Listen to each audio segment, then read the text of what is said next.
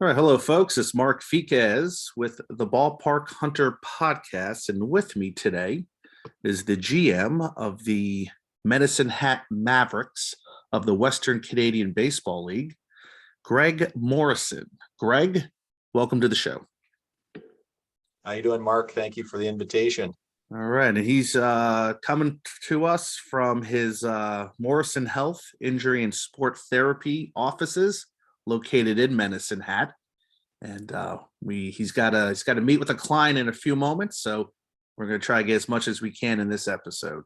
So, Greg, I guess my first question is: after 2 years of not playing baseball in Medicine Hat, how does it feel to be going through the season right now? And what was the reception when you opened those gates and saw people in for the first time?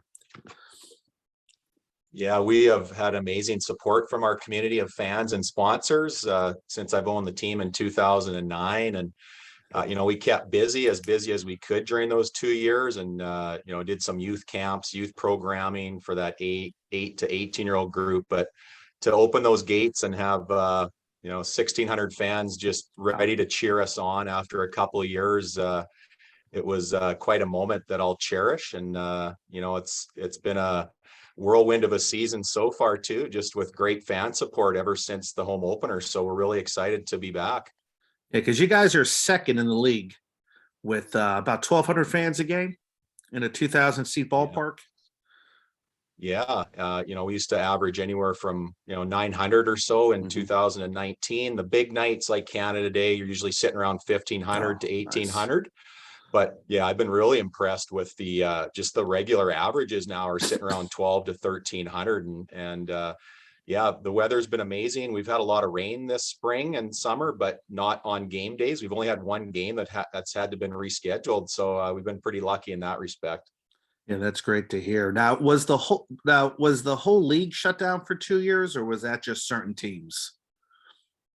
The whole league shut down in 2020, and then in 2021, 4 of the 11 teams put teams in kind of a mini league because there was border issues. It was an all-Canadian league, so there was some younger kids, some high school kids. It was a great opportunity for some of those Canadian players from academies and college to get exposure in our league. And we opted out in the 2021 season. It was the right choice for us. We had some amazing renovations that took place that took about 14 to 16 months. And it was 2 years away was tough for me and my family and a lot of our fans. But man, the renovations, it was really worth it for us. Yeah. And speaking of those renovations, $3 million includes fence gates, new ticket office, seating, and a shade canopy over the third base side. I looked at the pictures. They look great. Is there going to be a canopy on the first base side? Or is that there isn't? No. Yeah, it's the way the sun sets, it actually sets over that third base side. So we'd only the amount invested just to kind of really help out for day games to add it to the first base side. And we wanted to keep it so that fans have an option, because some people like to be, sun in the face, sunglasses on. We didn't want to cover as much of the stadium, but the feedback in some of our surveys in both 2014, 2018, a lot of those were answered with some of these renovations. And I think that's part of why it was such a success. It wasn't just me saying, hey, we need this. We really ask our fans. We try to ask them every year, either anecdotally, when I'm walking around during the games, or capture some of that data with surveys. Yeah, no, how bad does the sun get there? I'm just, because I've heard at Tri-Cities over in, I guess, Pasco, Washington, they have a giant sunshade. So does the sun get that bad during certain parts of the game? Yeah. And, we had, this stadium has a lot of history. In 1978, it was built for the Oakland athletics system. The Jays came to town in 79, all the way till 2002. And then when they left in the Pioneer League, the owner sold the team. I think he sold the team down to somewhere still in the Pioneer League. Yeah, Pulaski, I believe. Then the Mavericks. Nice. Yeah. But yeah, like it's got a storied tradition. But the reason I brought that up is, in about about 8 o'clock or so, when that sun's setting, I played first base for the Medicine Hat Blue Jays, which was pretty awesome for me being from Medicine Hat. We literally had to have our third baseman throw us a ground ball in about an inning time span, like a 2-hopper, 3-hopper, because the sun literally sets right over that third baseman's head. And it happened this year. As much as our guys are wearing sunglasses, as much as we practice that 1 or 2 bouncer, it's literally the sun's still in their eyes if the ball's at mid chest, if you can believe it. So that's the way it sets on that side. So it's a unique thing with stadiums, as you know, but that's something that we got to deal with for about a half hour to 45 minutes every night. And nobody thought about this when they constructed it, 40 some years ago. I've seen better, and I've seen worse. I've heard others, right in the fielder's eyes for 2 hours, stuff like that. But yeah, no, it's just one little nuance about that ballpark that it's just all part of it, and that's part of our our old ballpark, one of our nuances there. Oh yeah, and then another part of the nuance was some flooding that would take place. I think the last in 2013, but now there's sort of a levee right outside of the outfield to make sure that doesn't happen again. Yeah, and I tip my hat to the municipal government, because they didn't wait for provincial or federal funding, which was hopeful for a lot of the other communities. We're a couple hours south of Calgary in the mountains, so generally what happens in the spring, there's this big melt from the mountains, and then depending on how much rain occurs in the spring, we always keep a close eye in June on what those water levels were. Well, for the Mavericks, in 2005, they had a flood. It was actually, we had to go play up in the high school ballpark up on the hill. And then in 2013, it was even worse. Just really flooded out. Like if you see pictures of it, our outfield fence was 8 feet high, and that water was almost to the top of that. But yet in the parking lot, it was only about 2 feet high. So I can believe it. The ballpark is kind of sunken right into the edge of the river, and it's a beautiful river. Like our city's right on the river. But yeah, the city invested in that. That berm hasn't really been tested yet. It hasn't had the same water levels as 2013, and we hope it doesn't have to get tested. But I really tip my hat to the municipal government for investing in that, because it was in the millions. I think it was 17 to 20 million dollars to try to protect that flats area of Medicine Hat. Yeah, it's called the Old Man River, correct? That's the official name. It's actually the South Saskatchewan River. South Saskatchewan River. Okay, that sounds better. I was like, Old Man River. That's a song by Paul Robeson.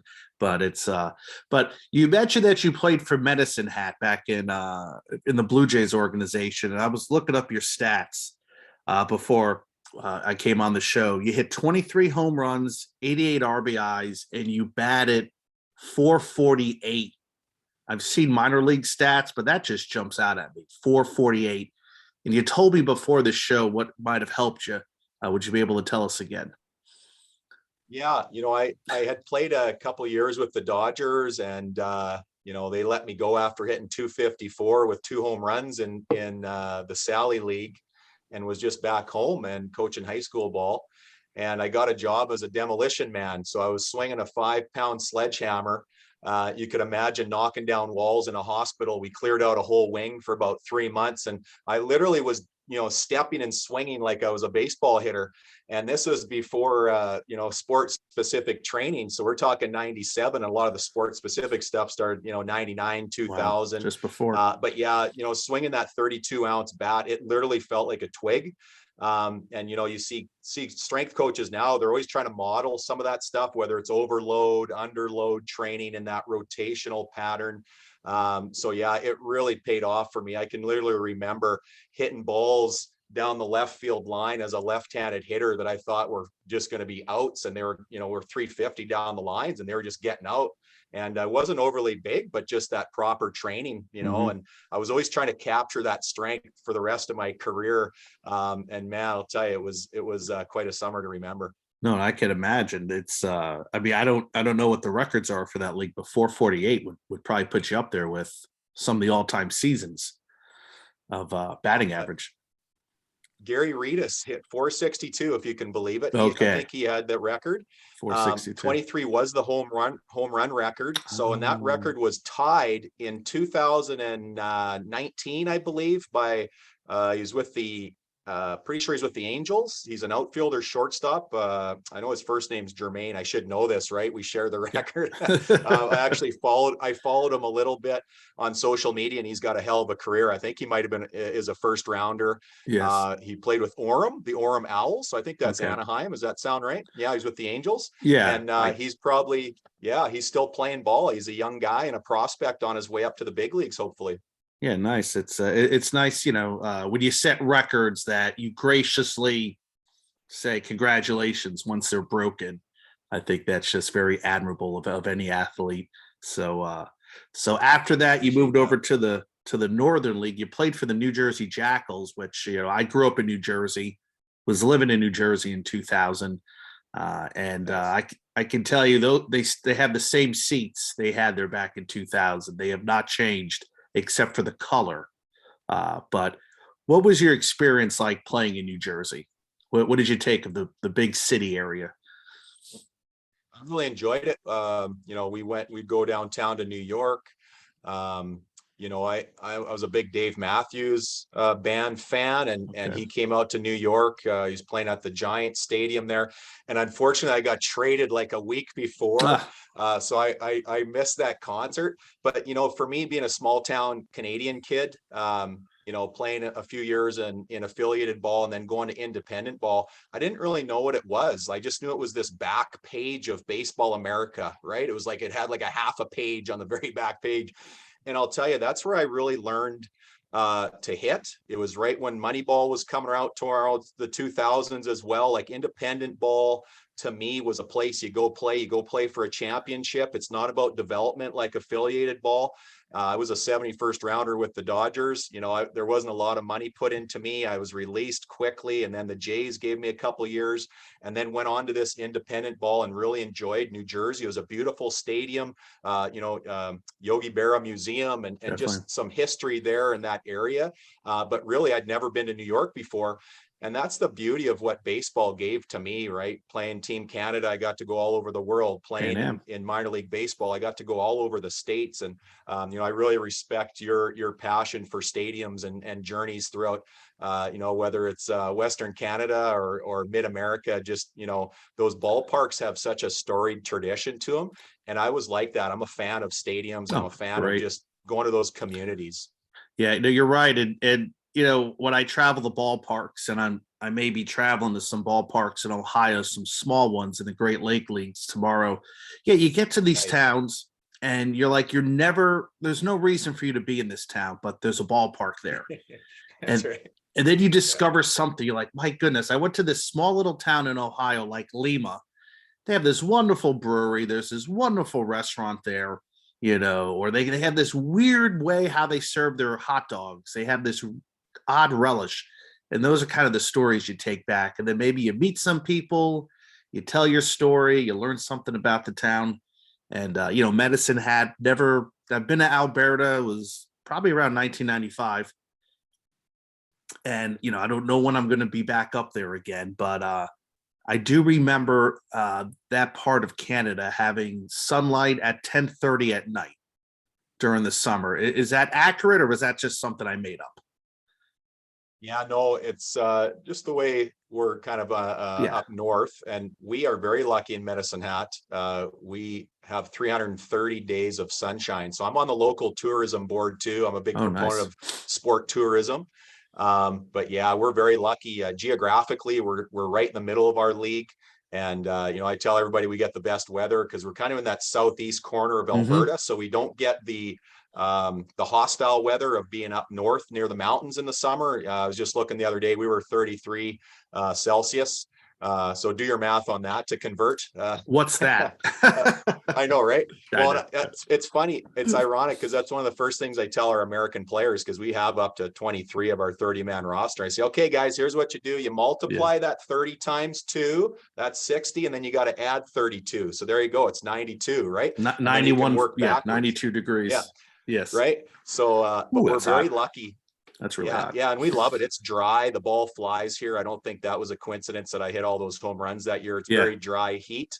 Once you get up to Calgary, it's even higher altitude, but the Yes. altitude up here in the prairies is actually quite high. And they had AAA Pro Ball in Calgary and Edmonton. There's a lot of big ballparks up there because they wanted to make sure those guys Yeah. could hit home runs and have that power. Yeah. So, but When I was up in Canada in '95, I remember checking out games at Curry Field, which I thought wasn't even a ballpark. And then I went to Calgary, Edmonton. That was brand new at the time. Winnipeg, they're still playing at the old nice. Blue Bombers Stadium. Oh, Had yeah. my first beer because I was not of legal age in the US, but I was in Canada. And it was just weird. Like, wait a minute, I get a beer here. Pulled out like a $5 Yes. beer. So that was it. That was great. I really wish I had a camera back then and took some videos. But before I let you go, I do want to talk to you a little bit about the game day experience, the food. I'm looking here at your options. You have 3 microbreweries that have beer, and they charge $7.25 a pint, which comes out to just about under $6 US. That sounds incredible. Yeah, we're very lucky here. We have 3 $6. companies, and a Calgary company as well, Big Rock. Big Rock. And then we still maintain some Bud Light and Coors Light products because we have some fans that like those types of beers. But I began as an owner, as a baseball guy. It was a way for me to stay involved after a long minor league career. I didn't really realize it was a business, but for us, we were lucky. I built that team to win over. It took me about 3 to 4 years, and no marketing plans replace a good winning record in great weather. I can tell you that. But I really learned once I got off the field that if you want people to show up an hour early because they're going to have some food and have a beer, it better be as good or better than down the block. And we've really, tried to add those beer experiences. We've tried to add food trucks. We have a local ice cream parlor, Swirls. They've been around 40 years, and it's amazing. People will line up 50 people deep, from 6:30 p.m. to get their Swirls ice cream product at the game. Goodness. I also added a food truck that's a pizza truck. So we have a couple local guys who are just making pizzas all game. And then the other food truck is Mexican style. And then we kind of stick to what we know, which is burgers and hot dogs and sausages and like a garlic sausage. And even with that, our meat producers in Alberta are amazing. Our local butchers, they're making our burgers for us. But yeah, it's just trying to keep the prices down, get where people want to bring their family and get in the ballpark, and they can do it for on certain nights can do it for under $40-$45 for 4 people. And they got, a meal and tickets to the ball game. So, that's kind of my passion. Some say, I should be trying to nudge the prices up a little bit, but for me, I still got a lot left in the tank to kind of put a good product out there and keep the price down so that everybody can experience the game. But on that note, with part of our renovations, we have some beautiful ground level boxes that if you want the high end ticket, we can offer that now. You can get a box suite of 8 people. $30 a ticket, full service down there. You're right behind home plate. So we're trying to make it so whether you want to go spend a few $100 or if you want to keep it to $45, there's a place for you to come out and support the local ball club. Yeah, there you go. Options. And I noticed you have something called a Regaroni stick. Yep. Yeah, what is that? Regaroni.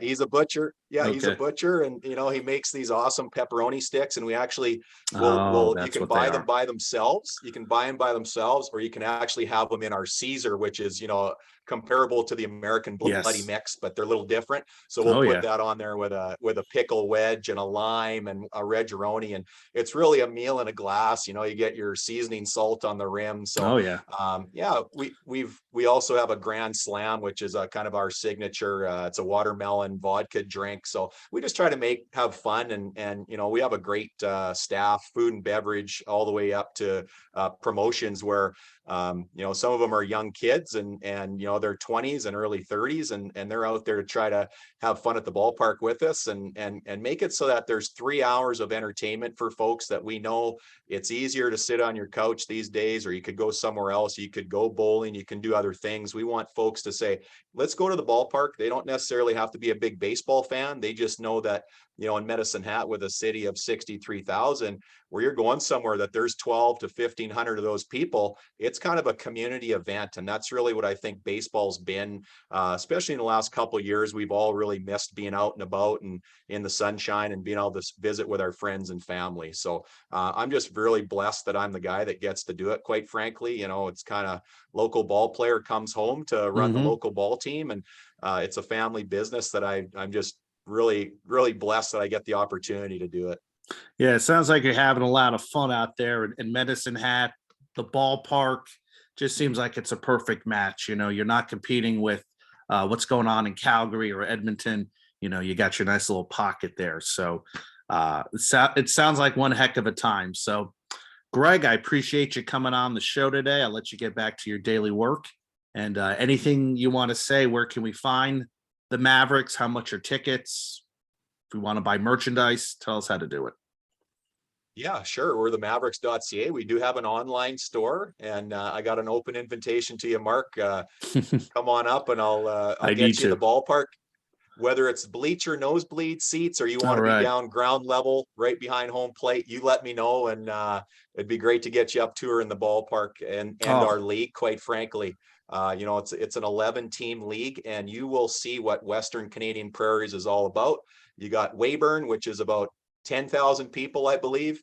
You got Edmonton, which is 1 million plus, and you got Medicine Hat, Moose Jaw, these mid-market teams. So, and then you can head all the way up to Fort McMurray, and so we're way up there. Yeah, and then we all know that Okotoks is kind of our ambassador of the league, right? Okotoks is, they're averaging 38 to 4,000 fans a game. They're hosting our All-Star game this year. So you could probably chew off a couple of weeks coming up here if you want sometime. Yeah, I'm just waiting for the gas prices to go down. How much are they a liter right now? Yeah, I know that conversion to gallon too. Oof. Don't ask me that one, but yeah. So we're seeing a lot of e-bikes and everything else starting to pop up. And I'm a kinesiologist by trade. You kind of talked about my clinic here, and physical activity, man. That's when you get a chance to bike or hop on an e-bike, especially now with those fuel prices, take advantage of that. Not burning the fuel. Yeah, I have some sciatic pain, and I need to lose a few pounds. So I think if I come up there, I'll be in your clinic. All right, man. Sounds good, buddy. I appreciate the conversation. All right, Greg. Great interview, and enjoy the rest of your day, and best of luck this year. All right. Thanks, Mark. Take care. All right, so it's Greg Morrison, and it's funny now. I record my shows on, what do you call that, Zoom, and now I only have 40 minutes, so I have 8 minutes to talk. Used to be an hour. Now it's 40 minutes. So they're ripping us off of 20 minutes. And I believe when I talked to the gentleman from the Auckland baseball team, I talked to him for like an hour and 15 minutes. So I'm not quite sure exactly what that's all about. So Greg, that sounds like a fun little town to be in, Medicine Hat. Flying to Calgary, drive down to Medicine Hat, go to Lethbridge, check out Okotoks, which is the dogs. They draw incredibly well up there outside of Calgary. I am sure there's some other cool ballparks in the area. Maybe I'll head into Saskatchewan and check out a Riders game. Yeah, because it's also, summertime. It's also CFL time. So, yeah, I'm going to throw in some Canadian football along with my minor league baseball. I'm not just the ballpark hunter, but it's, and that's kind of where you want to see Canadian football, Saskatchewan. I don't know, even though I hear Edmonton and Calgary are not drawing like they used to. But, yeah, Greg batted .448, and he had the record for 23 home runs in the Pioneer League, which was tied. And, imagine if he just hit club like 28 home runs, that record would be set for life. Because, some of these minor league players set these amazing records, and they don't get broken. But 448, good Lord, that's insane. So it's a fun time. And Greg just sent, what did he send? He just sent the Okotoks dogs a message. I'd love to get those guys on here because they seem that seems like a fun time too. All right, folks, I have about 6 minutes left. I'm going to try to talk. If you have ever been to a Western Canadian Baseball League game, let me know. Tell me how the experience is, the food. It seems like a very affordable way. Like I said, it's about $5.56 for a beer. You couldn't touch that here at a lot of summer collegiate games. Maybe the smaller ones, but I don't even think you're getting that at a Savannah Banana game. So I don't know. I could be wrong. I know you're not getting that at a minor league game for the most part. So and then the red Gironi sticks. I called it Regaroni. Goodness gracious, I messed that up. But thank you guys for watching, for listening. Shout out to Zach Beeson. He and I were rocking Cincinnati Steam caps the other day. That's the Great Lakes League team that I did a review and video for Stadium Journey. Shout outs to Mr. Ed Rivera. He just had Greg Sullivan on from the Disco Turkeys, the Carolina Disco Turkeys, so another fun name. And shout outs to Baseball by Design, Mr. Paul Caputo.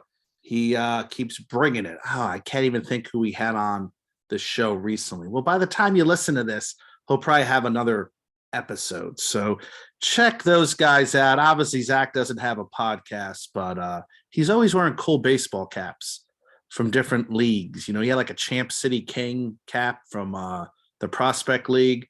I need to get out to Terre Haute and get a Terre Haute Rex cap. I feel like that's the only way I can get that stupid cap. Well, it's not a stupid cap. It's a cool cap.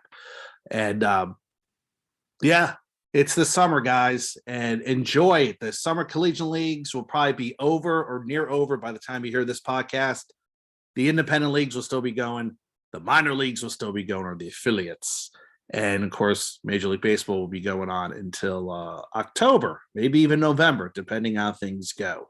So this is Mark, the Ballpark Hunter. Check me out at Stadium Journey. Check me out on YouTube at Ballpark Hunter. Check me out on TikTok, even though I don't make a lot of content on there, Instagram and Twitter. Follow me. I'm close to 5,000 people, subscribers. I'd like to get 5,000. I feel like I'm that close, but then I go down 2 steps forwards and 2 steps back. Except I don't have Paula Abdul and MC Scat Cat dancing with me. There's somebody who doesn't get that reference. Look it up, okay? Just look it up. So until then, take care, be safe, and happy journeys.